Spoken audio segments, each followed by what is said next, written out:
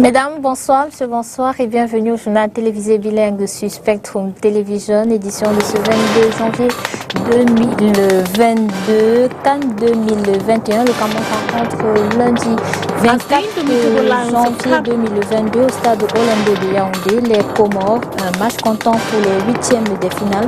Pronostic dans la suite de ce journal. Et puis, Coupe d'Afrique des Nations Cameroun 2021, intéressons-nous ce soir à un personnage dont on ne parle pas toujours lors des matchs, mais qui a un rôle ô combien primordial. Il s'agit de l'arbitre. Quel est son rôle lors d'une rencontre? Réponse dans ce journal. Une fois de plus, bonsoir et bienvenue à cette édition d'information bilingue que nous ouvrons en langue anglaise avec vous, Christelle Assec. Bonsoir. Good evening, Ines. Good evening, televiewers. Thanks for joining in on the 8 p.m. weekly bilingual primetime newscast on Spectrum Television. As announced in our headlines, ahead of the Indomitable Lions encounter on Monday, January 24, 2022, with the Comoros team counting for the 8th finals game of the AFCON Total Energies tournament, Douala denizens have started predicting the stakes of this encounter. Let's get more in the following report by Catherine Kone. As the Indomitable Lions of Cameroon are looking to secure the place in the ongoing African Cup of Nations with a win over Comoros, come Monday, January 24, 2022 at the Olembe Stadium, football lovers here in the economic capital predict a 2-0 win against Comoros. For the upcoming encounter, Cameroon will win with 2-0 against Comoros. We can't allow them to defeat us. I am supporting my country. I think Cameroon will win 2-0. Ce sera un match compliqué parce que beaucoup de gens ont vu le Comoros jouer. It will be a complicated match. We all have seen Comoros play, and it's a team we barely know, and they have been doing well in the AFCON. But Cameroon will remain Cameroon, and we are going to win 2-0. Mais ça sera compliqué quand même. Le score 2-0. Merci. Gagner, mais le score, il ne peut pas te donner le score. C'est que nous allons gagner. Oui. Vous pensez que nous allons gagner? I can't give the scores, but I know we are going to win. Cameroon is more experienced than Comoros. Besides, this is their first participation in the AFCON. Reasons why I said Cameroon is going to win Comoros. Dans le sens là où il dit que bon, Cameroun va gagner. The Indomitable Lions of Cameroon in the previous two matches against Comoros, they won 1 and drawn 1. While Comoros, on their part, are the fairy tale story of this tournament, as they only joined FIFA in 2005 and qualified for their very first international tournament in this edition of the African Cup of Nations. And ahead of this game, on Monday, the boys of Antonio Conceição have started prepping up ahead of this encounter with a series of warm-ups to be on their best fit come Monday. Let's get more in the following report.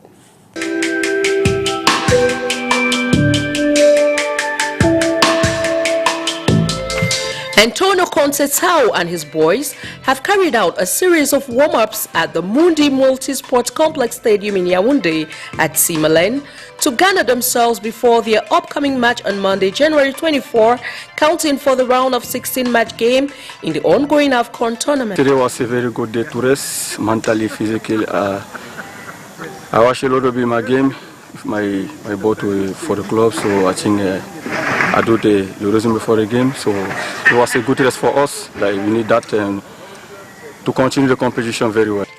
During this training session, the head coach made a point of presenting to the 28 Lions present his vision and challenges to be met in order to achieve the final victory. Antonio Conceição equally noted the weaknesses of the boys, which are to be corrected during the group stage.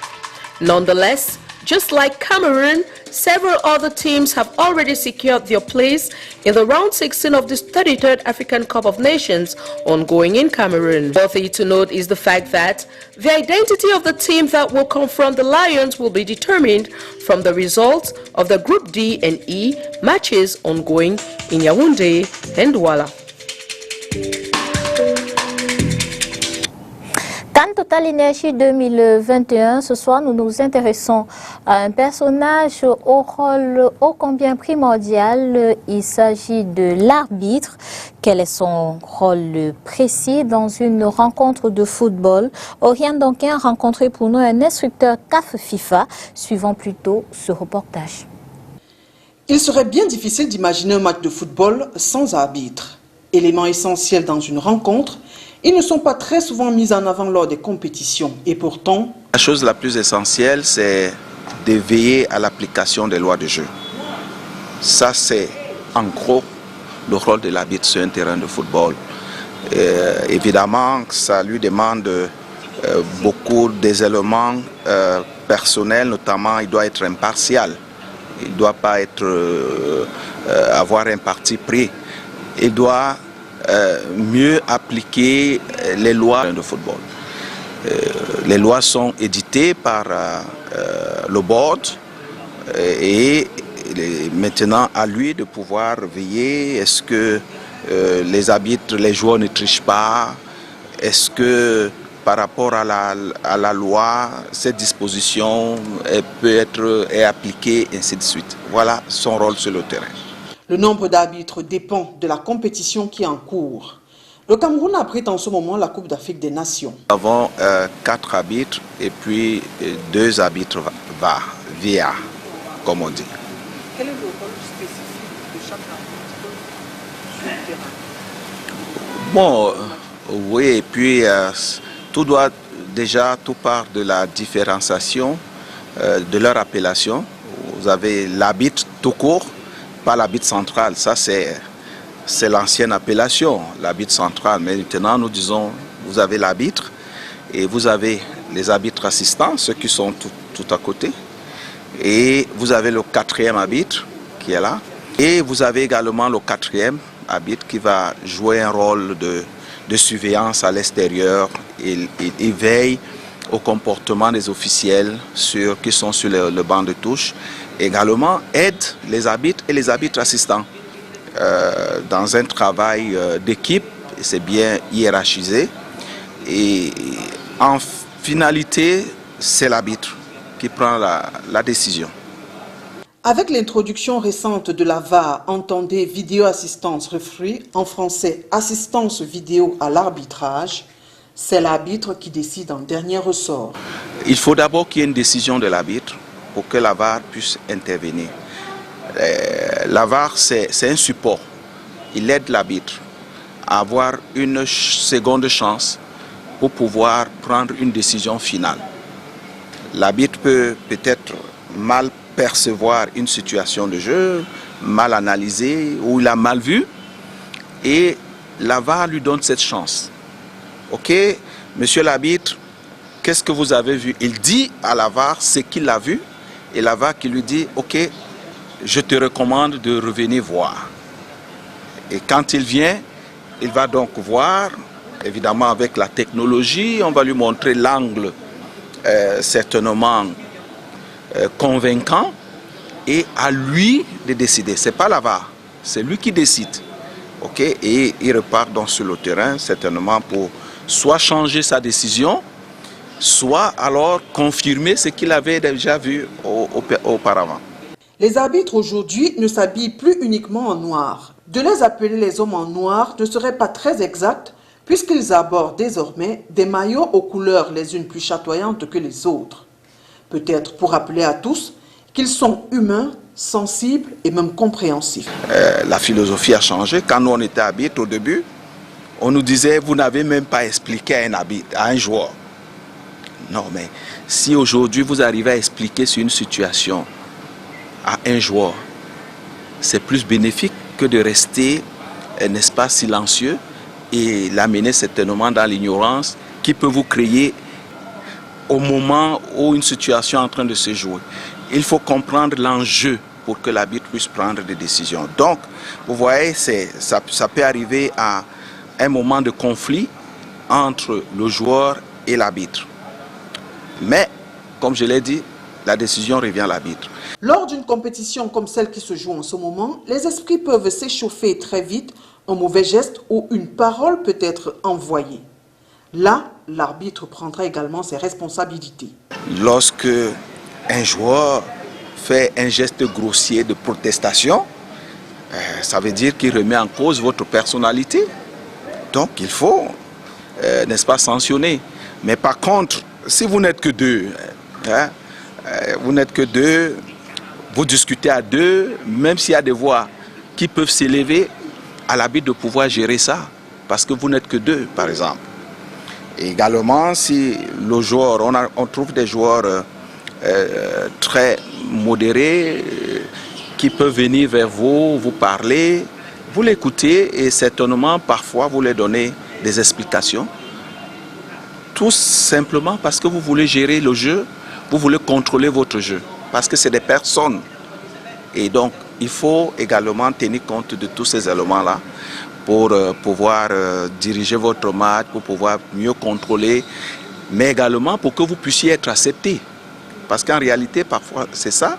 Il faut que vos décisions puissent être acceptées par les joueurs, par les officiels, par le public. Tout comme les 22 joueurs sur le terrain, celui-ci peut avoir un malaise. Ici également, la loi a prévu une disposition. Lorsque l'arbitre a un malaise, c'est le 4e qui va remplacer l'arbitre. C'est le règlement qui le prévoit, c'est pour cela que vous allez voir le 4e arbitre, c'est aussi un arbitre. Il est là pour remplacer. Il peut arriver également, comme nous sommes dans un cadre de regroupement, parfois, qu'on nomme un arbitre assistant réserve, qui lui, spécialement, si un des assistants a un malaise, n'est-ce pas, il va également remplacer un des assistants parce que c'est des rôles bien spécifiques. Hein, c'est bien spécifique. Il peut donc arriver dans des cas extraordinaires où le 4e arbitre, au niveau nous sommes au niveau de la CAN, puisse remplacer un assistant également. L'agence de promotion des investissements promeut la destination Cameroun au cours de cette Cannes 2021. C'est du moins l'objectif visé à travers la soirée organisée ce 21 janvier à Yaoundé. Il est question pour Marthe Angeline Mindja d'associer la presse nationale et internationale dans la vulgarisation des opportunités d'investissement au Cameroun. Je vous propose de l'écouter. Elle s'exprime au micro de Olivier Bouzik. Nous pensons que le football est un vecteur très important pour les investissements. Pourquoi? Parce que les footballeurs gagnent beaucoup d'argent d'un côté et prennent leur retraite assez jeune. Donc un footballeur à 30-35 ans pense déjà à sa retraite. Et quand il pense à sa retraite, ça veut dire qu'il doit se reconvertir et investir dans un pays. Donc c'est une cible très très importante pour une agence de promotion des investissements. Et maintenant, s'agissant de notre implication, forte implication au niveau de la CAN, l'API est supporter national pour l'organisation de cette compétition. Nous avons également été supporter national lors du CHAN.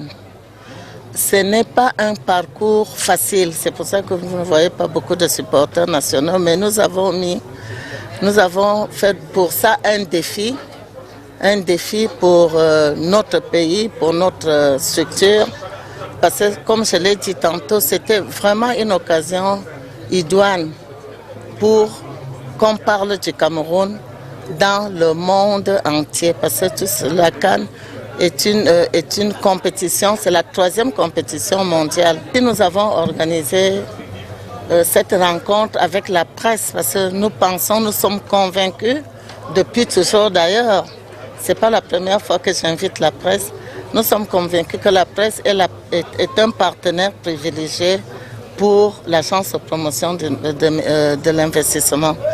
Pourquoi? Parce que vous devrez monter, surtout la presse internationale présente au Cameroun, doit montrer le vrai visage du Cameroun, doit parler du Cameroun dans sa réalité.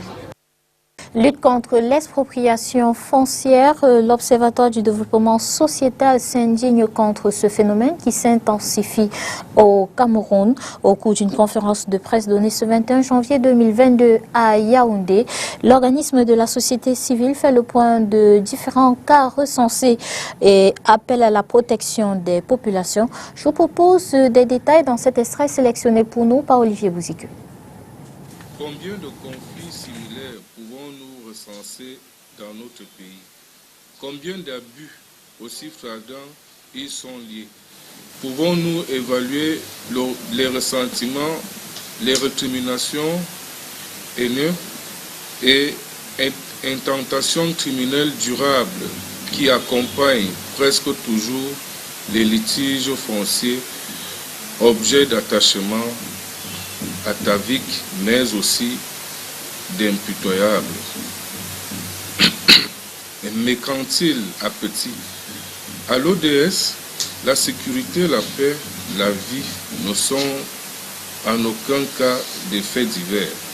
Tous les Camerounais, où qu'ils se trouvent, de quelles conditions qu'ils soient, doivent pouvoir considérer avec sérénité que les lois sont les mêmes pour tous depuis près d'une quinzaine d'années.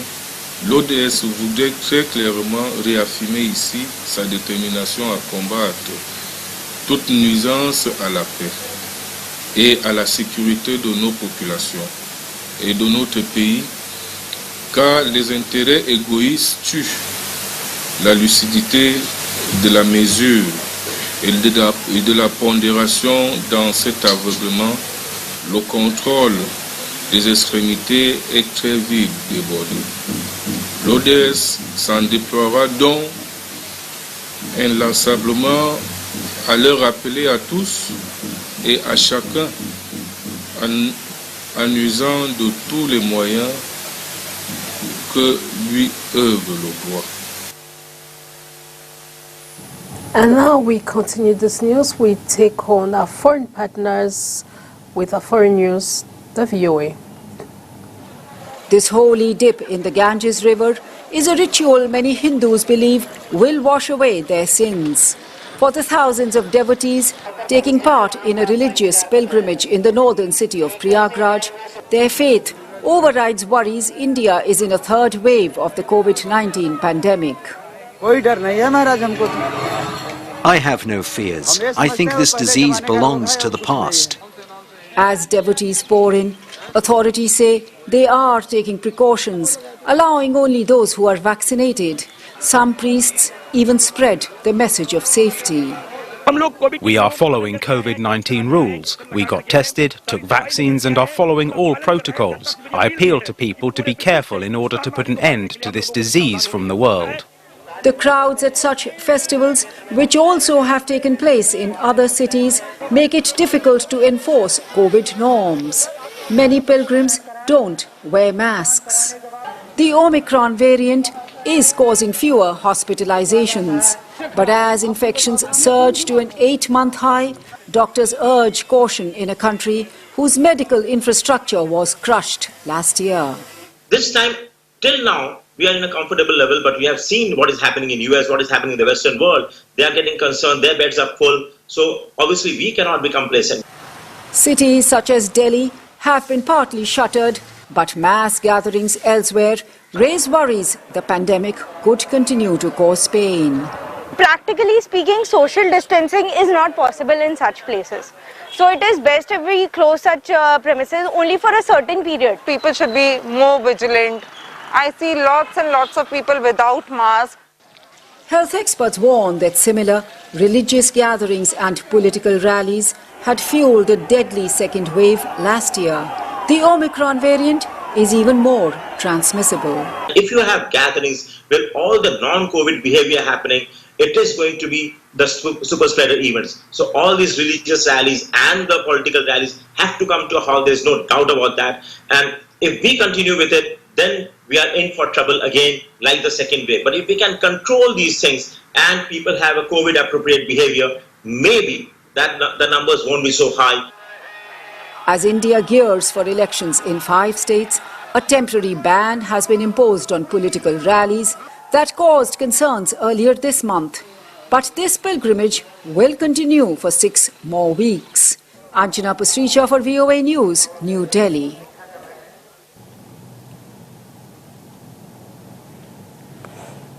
And that report puts an end to this bilingual newscast on Spectrum Television. Thanks for watching. Have a pleasant evening in company of programs on Spectrum Television. Good night, Inès. Bonsoir, Christelle Asek. Bonsoir à vous, mesdames et messieurs. Merci d'avoir été des nôtres. Passez un agréable week-end avec les programmes de style.